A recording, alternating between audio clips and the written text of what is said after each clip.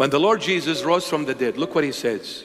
By the way, the Lord Jesus rose with the glorified body, spiritual, three-dimensional. You see the way you are now, this is the way you're going to rise. But in a spiritual body.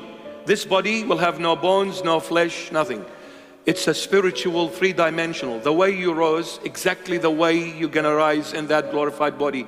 But you will have the same age of Jesus Christ and the same height of Jesus Christ. So if you came to this world for an hour and died, you will rise at the age of 33. And if you lived 969 years in the Old Testament, you will rise at the age of 33 and the height of Christ. The only difference between this glorified body and the Lord's glorified body, the wounds. Even the glorified body of Jesus Christ will have the wounds of the cross forever. So in the next life, for eternities to come, when He comes, we will see the wounds in the hands and in the feet. We will see them as a reminder for those who will make it to the Father's house. This will be a reminder for all of us. My wounds got you here. I kept them so that you never forget why you are here. It was not what you've done, it was what I have done on the cross that got you here. I'll be a reminder for all of us. And we'll love Him forever and ever and ever. Now, when the Lord rose from the dead, there is no soul, S-O-U-L. There is the body and the spirit only. Why? Because look at the Lord Jesus, what He said after resurrection. In Luke 24:39, He says, "Behold my hands and my feet, that it is myself. I'm the risen one. Come, touch me. Behold my hands and my feet. Why are you just staring at me? Touch me. Handle me and see. For a spirit does not have flesh and bones as you see I have." The spirit does not have flesh and bones. He did not mention blood. The spirit does not have flesh nor bones. He didn't bring the word blood.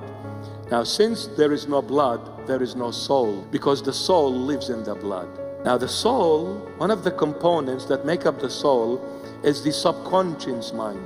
The subconscious mind is the hard drive of your computer, the memory where everything is stored.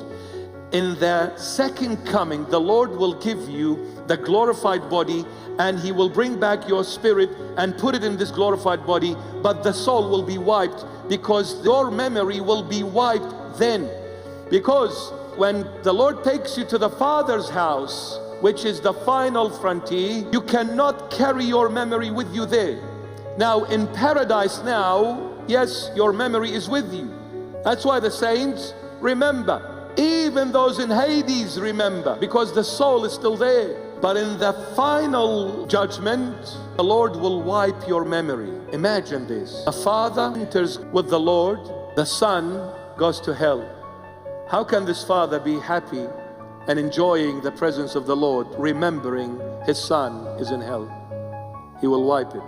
So there you will not see and recognize that this was my mother, this was my father, you will not recognize none of that. The memory is gone. You'll only recognize one, Jesus Christ of Nazareth. Everyone in the Father's house will know Jesus only. Your father standing next to you, you won't even know it's your dad. The memory is gone, because the Lord is fair. He says, you suffered enough on earth. The time has come to give you comfort and joy. I'll be your joy, I'll be your comfort. There will be no more aging, no more tears, no more Centrelink payments, no more nothing.